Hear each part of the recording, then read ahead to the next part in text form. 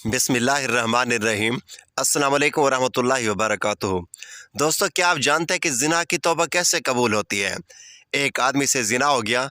वह रसूल करीम सल्लल्लाहु अलैहि वसल्लम के पास आया और अर्ज़ करने लगा, या रसूलुल्लाह सल्लल्लाहु अलैहि वसल्लम, मुझसे गलती हो गई है, मैं ज़िना कर बैठा हूँ, मैं दिल में बहुत शर्मिंदा हूँ, अब मैं कभी ज़िना नहीं करूँगा, आप मेरी रहनुमाई फरमाएँ, अब मुझे कैसे माफ़ी मिलेगी?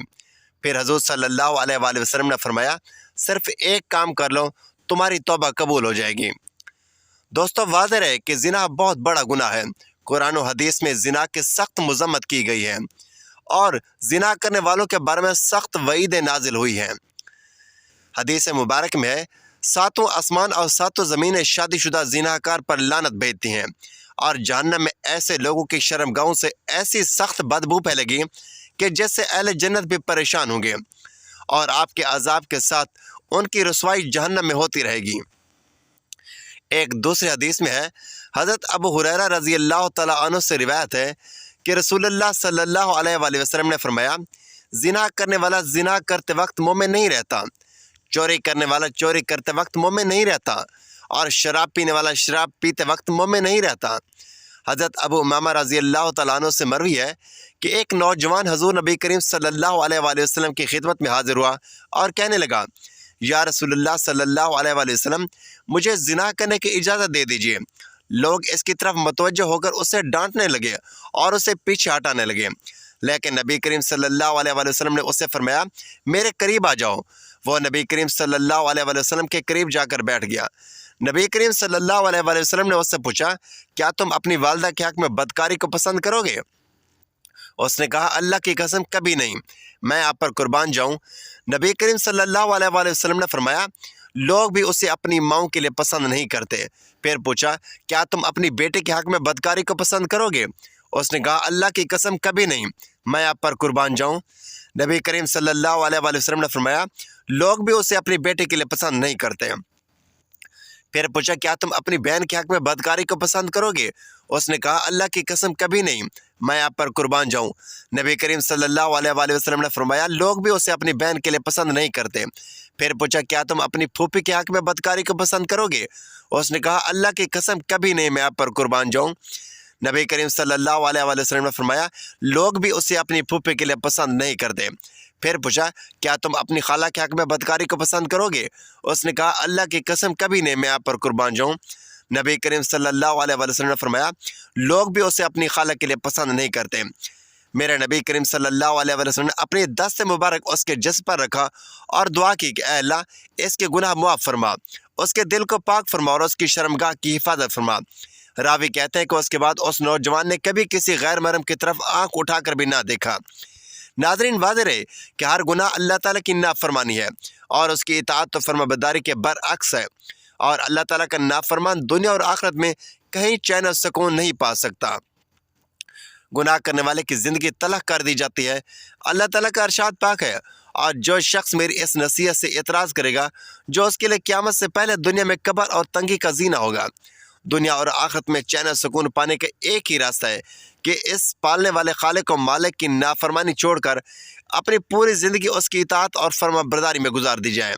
फिर अल्लाह पाक अपने बंदे को पाकीज़ा और बालुत्फ़ ज़िंदगी अता फरमाएंगे और आखिरत में खूब अजर व सवाब से नवाजेंगे।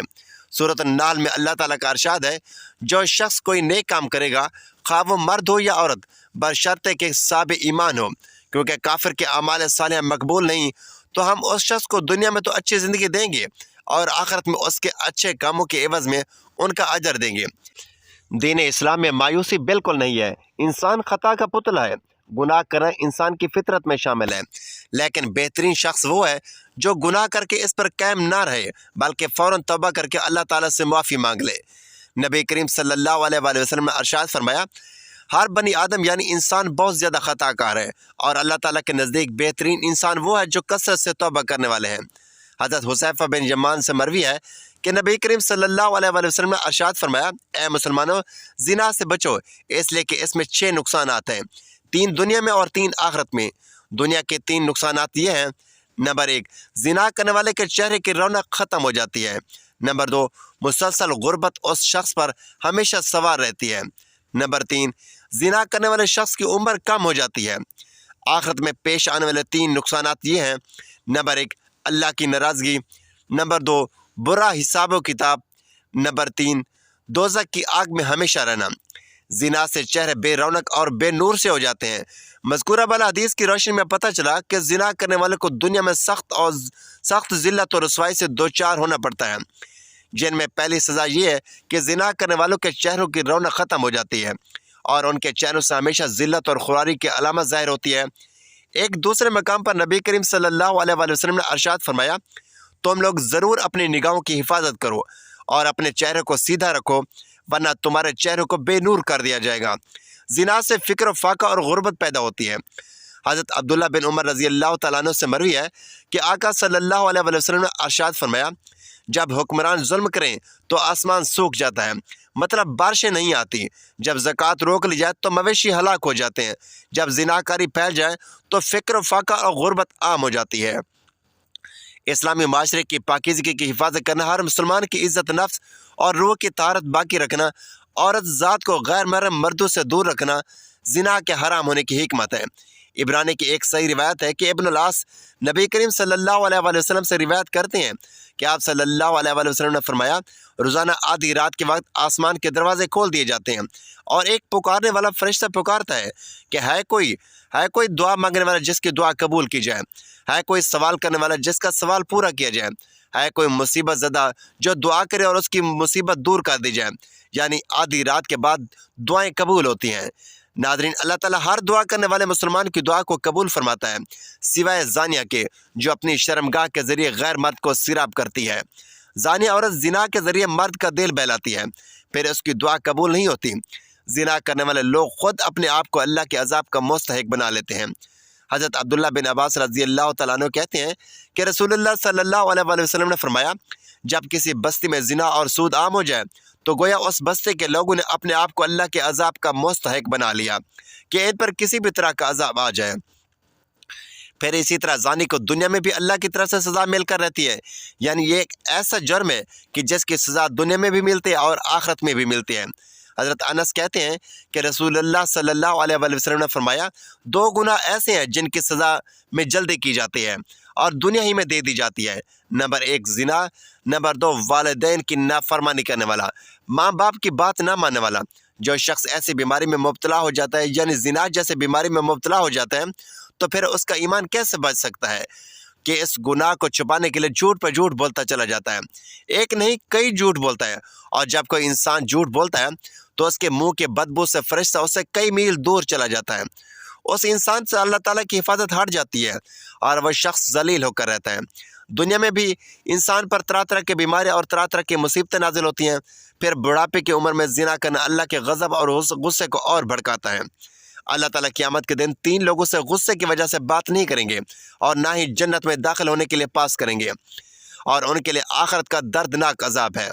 نمبر 1 بوڑھا زانی، دوسرا جھوٹا حکمران، اور تیسرا متکبر فقیر۔ پھر اسی طرح جہاں پر زنا عام ہو جائے وہاں موتیں بہت ہونے لگتی ہیں، موت کی کثرت ہو جاتی ہے، قتل کی کثرت ہو جاتی ہے۔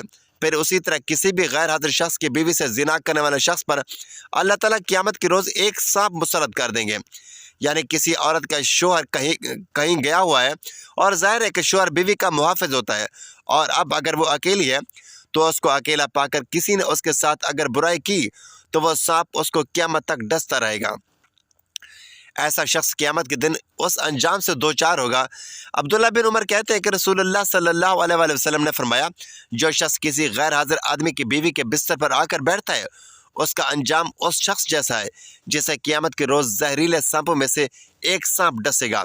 پھر ہمسائے کی بیوی سے زنا کرنے کا عذاب یا اس کی سزا کسی بھی دوسری عورت کے ساتھ زنا کرنے سے 10 گنا زیادہ ہے، کیونکہ ہمسایوں کے بھی کچھ حقوق ہوتے ہیں۔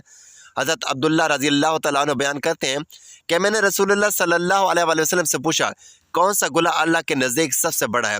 آپ نے فرمایا کہ اللہ کے ساتھ کسی کو شریک ٹھہرانا، جبکہ اس نے تمہیں پیدا کیا۔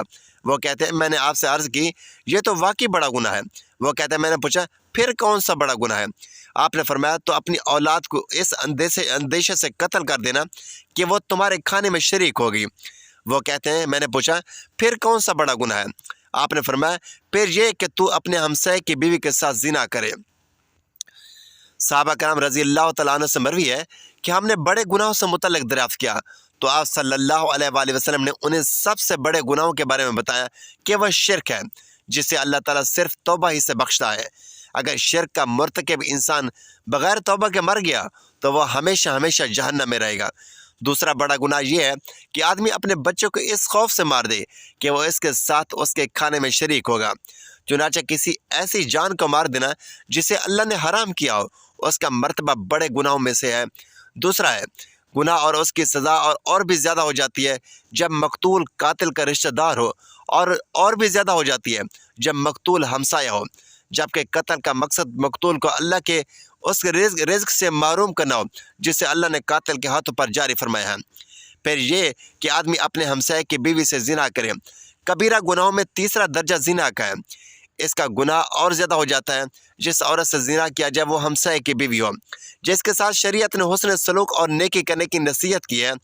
حضرت مقداد کہتے ہیں رسول اللہ صلی اللہ علیہ وآلہ وسلم نے اپنے صحابہ سے دریافت فرمایا، زنا کے بارے میں تمہارا کیا خیال ہے؟ صحابہ نے عرض کی، زنا کو اور اللہ اور اس کے رسول صلی اللہ علیہ وآلہ وسلم نے حرام قرار دیا ہے، لہٰذا وہ قیامت تک حرام ہے۔ پھر آپ صلی اللہ علیہ وآلہ وسلم نے صحابہ کرام سے فرمایا، ایک آدمی اگر 10 عورتوں سے زنا کرے تو یہ گناہ اس سے کم ہے کہ آدمی اپنے ہمسائے کی بیوی سے زنا کرے۔ ہمسائے کی بیوی سے زنا ایک تو ہمسائے کا حق پامال ہوتا ہے، دوسرا یہ کہ اعتماد کا رشتہ ہوتا ہے، ساتھ ساتھ گھر ہوتے ہیں تو سارے راز معلوم ہوتے ہیں کہ کس دن کون اکیلا ہے، کون گھر میں ہے یا نہیں۔ کسی بھی وقت دماغ سکون میں نہیں رہتا ہے، انسان ایک خوف کا شکار رہتا ہے۔ ناظرین، کیا آپ کو پتہ ہے کہ آخرت میں ایسے شخص کا انجام کیا ہوگا؟ کسی کو معلوم ہے یہ جو دنیا میں زنا کرتا ہے قیامت کے دن اس کا انجام کیا ہوگا؟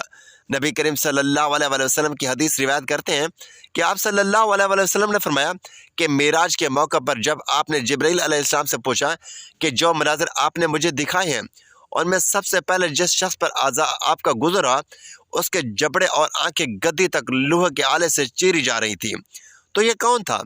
تو بتایا گیا کہ یہ وہ شخص تھا جو صبح کے وقت گھر سے نکلتا، جھوٹی خبریں دیتا جو آنن فانن ساری دنیا میں پھیل جاتی، اور اب تو میڈیا کے ذریعے ایک جھوٹ پوری دنیا میں کروڑوں مرتبہ پھیلا جاتا ہے، اور ننگے مرد اور عورتیں جو آپ نے جہنم میں جلتے دیکھی۔ تو آپ نے فرمایا، حضرت جبرائیل سے پوچھا کہ یہ کون تھے؟ تو حضرت جبرائیل نے فرمایا وہ زانی مرد اور عورتیں تھیں، یعنی دنیا میں زنا کرنے والے مرد اور عورتیں اس جہنم کی آگ میں جل رہے تھے۔ اور تیسرا شخص جو خون کی ندی میں غوطے کھا رہا تھا، ہم نے دیکھا جس کے منہ میں بار بار پتھر ڈالے جا رہے تھے، کہ وہ شخص جو دنیا میں سود کھاتا تھا۔ آپ دیکھیے کہ یہ کیسی بیماری ہے، ایک ایسی خرابی ہے کہ جس کو افسوس کے ساتھ کہنا پڑتا ہے کہ ایک مسلمان معاشرے میں اسلام سود کی کیسے اجازت دیتا ہے؟ اگر کوئی شخص ایسی برائی کے قریب سے بھٹکتا تو اسے ذلت کی نگاہ سے دیکھا جاتا ہے، اسے ذلت اور رسوائی کا سامنا کرنا پڑتا ہے۔ لیکن آپ دیکھتے ہیں کہ عموماً لوگ اس سود کو برا نہیں سمجھتے، یہ اب معمولی سمجھتے ہیں اور کہتے ہیں کہ اچھا کر لیا تو پھر بعد میں توبہ کر لیں گے، معافی مانگ لیں گے، لیکن کبھی یہ نہیں سوچا کہ توبہ کرنے کی مہلت ہی نہ ملی تو کیا کریں گے، اللہ نے توبہ کی توفیق نہ دی تو کیا کریں گے۔ حضور نبی کریم صلی اللہ علیہ وآلہ وسلم کی خدمت میں ایک خاتون آئی اور کہنے لگی، مجھ سے گناہ ہو گئے اور میرے پیٹ میں ناجائز بچہ ہے۔ آپ صلی اللہ علیہ وآلہ وسلم نے فرمایا، میں کیسے مان لوں کہ تو نے بدکاری کی ہے؟ تو آپ صلی اللہ علیہ وآلہ وسلم نے فرمایا کہ جاؤ اور بچہ پیدا ہونے کے بعد پھر آنا۔ پھر جب پھول جیسا بچہ پیدا ہوا تو بچہ گود میں لیے آ گئی کہ یا رسول اللہ صلی اللہ علیہ وآلہ وسلم اب کیا کروں؟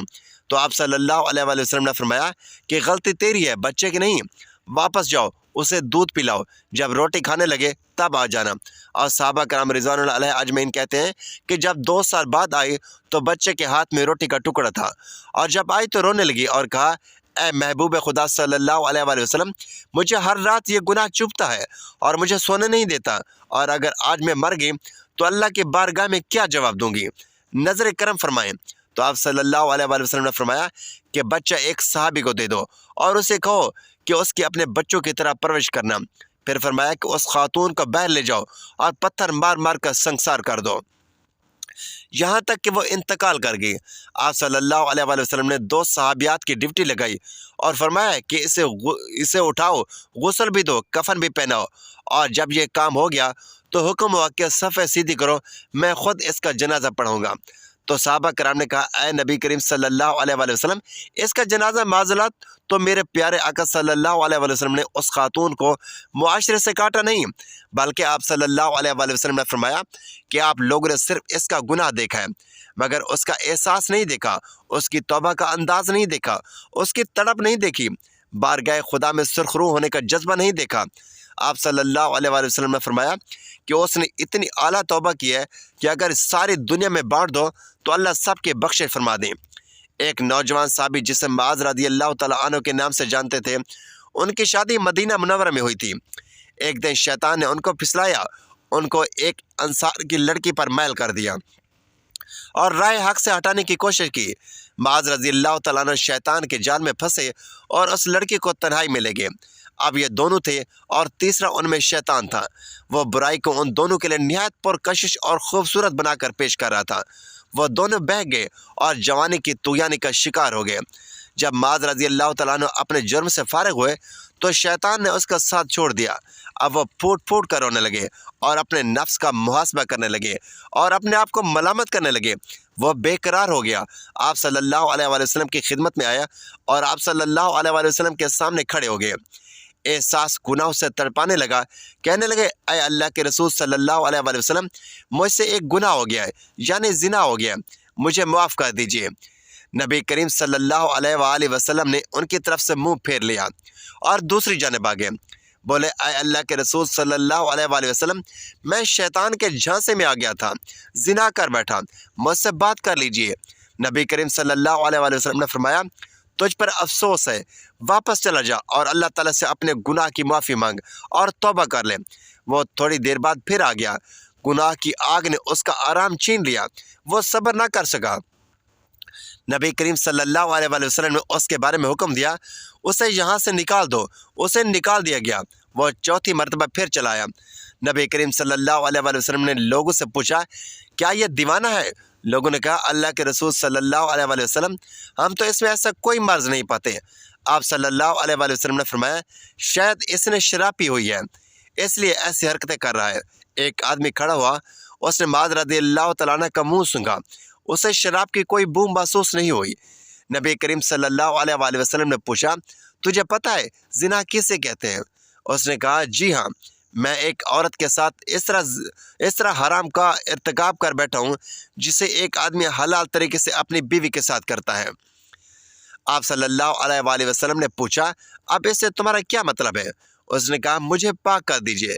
نبی کریم صلی اللہ علیہ وآلہ وسلم نے مکمل تفتیش کرائی، جرم ثابت ہونے پر حد جاری کر فرما دی۔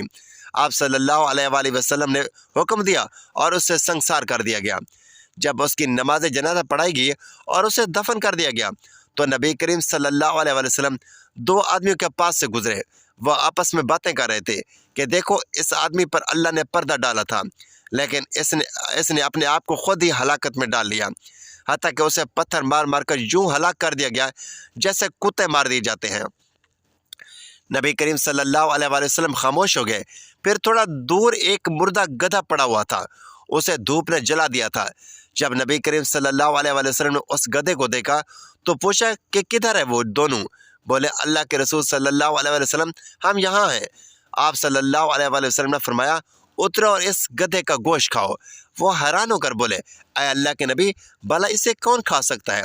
آپ صلی اللہ علیہ وآلہ وسلم نے فرمایا ابھی ابھی جو تم اپنے بھائی کی عزت پامال کر رہے تھے وہ اس گدھے کو کھانے سے بھی زیادہ بدتر ہے۔ معاذ رضی اللہ تعالیٰ عنہ نے ایسی سچی توبہ کی ہے کہ اگر یہ توبہ امت کے مابین تقسیم کر دی جائے تو انہیں کافی ہو جائے گی۔